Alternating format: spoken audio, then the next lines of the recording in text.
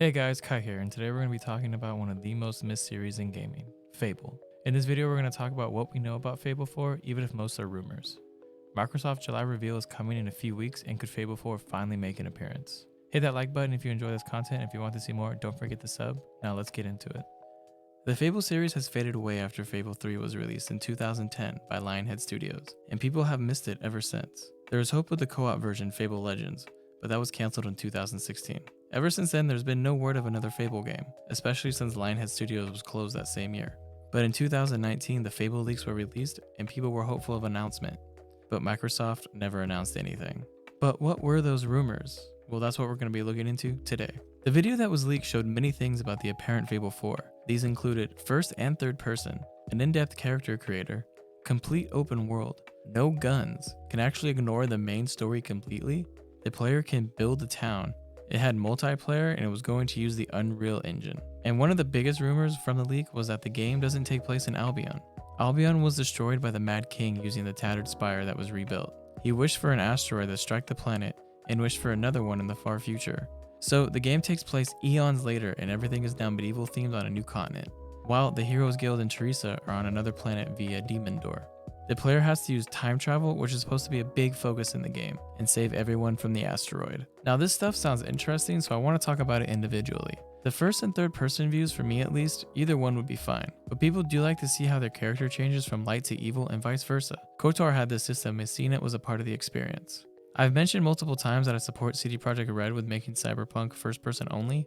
It was rumored Fable 4 to have an in-depth character creator, so along the lines of first and third person, I wouldn't be upset if Fable went third person. The difference is that CD Projekt Red put so much effort into making the world feel alive and adding the smallest details, which need to be experienced in first person. I think the character in Fable is the centerpiece of the game, so seeing them constantly grow and change is the experience. So I would assume the game would be in third person. The open world leak would make total sense at this point. RPGs are mostly open world now anyways. I would assume this would be the norm for Fable 4. Now, how big of a map is going to be the question. It's been many years since I played Fable or Fable 2, so I can't specifically recall how big they were, but from Fable 1, I don't think it was that big and it wasn't even open world, it was very linear. But I would assume from being gone so long and if it coming back with the tech that is out now, I would think that it can be anywhere from GTA 5 to The Witcher 3 in size, if they were being ambitious about it. The original Fable only had bows and crossbows. When it came to Fable 2 and 3, that's when the guns got involved, and a lot of hate developed. People didn't like how the guns made it very easy to go through the game, claiming they weren't balanced and so on. Well, if this leak from a year ago is true, then that won't be an issue since there apparently aren't any. I did enjoy Fable with its sword and bows the most, but I'm probably biased to melee combat. I wouldn't actually mind guns in Fable 4, especially if we're time traveling. It could be cool to use the weapons from the future and the past and vice versa. I believe that could make for an interesting gameplay mechanic, especially traveling through towns with gear from the future. It could bring some awesome dialogues from the townspeople. Speaking of towns, the idea that players could create their own town is very interesting. The town in Fables have always been very important, especially in Fable 1. You could do a lot of things in them, especially for an older game. If players could create their own entire town, I wonder how it would work. Would you have to save the townspeople from other less fortunate ones to get them to join yours? Or maybe if you're evil, force them to join yours by destroying their town. There's a lot of possibilities with this one, and I could see it being a huge feature. But it would have to be a main focus like Assassin's Creed Valhalla. I don't think it could survive if it was just some tacked on feature for fun. And if it's very in-depth, hopefully it won't be a complicated process. There are many things that could be awesome about this, but at the same time, it's crazy ambitious and a lot could go wrong. Let me know down in the comments below if this is something you would see yourself doing. For me, it's 50-50. I kinda would rather have a great story experience instead of a town creating. Multiplayer has been linked before with Fable Legends. It was explained as a kind of D&D experience with 4 heroes going against a dungeon master. I wouldn't see that being the case in Fable 4.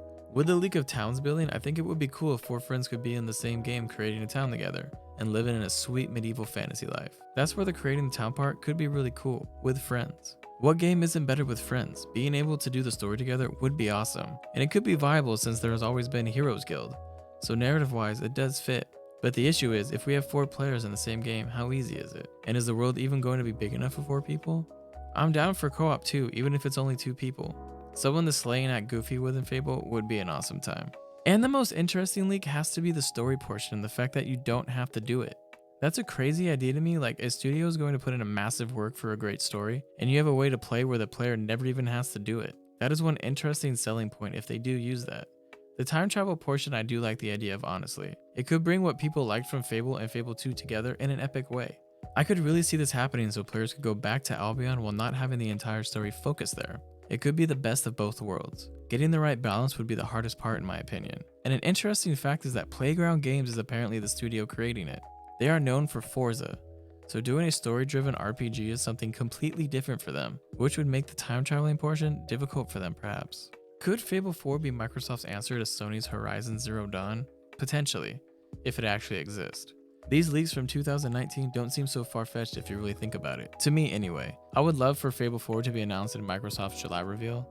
It was an awesome game back in the day, and I think it could be really something great for Xbox and Microsoft. If you guys want to see more content, click the video coming up or the ones I'll have in the description below. If you enjoyed, don't forget to sub. If Fable 4 is indeed real, I will be covering it. And until next time, peace.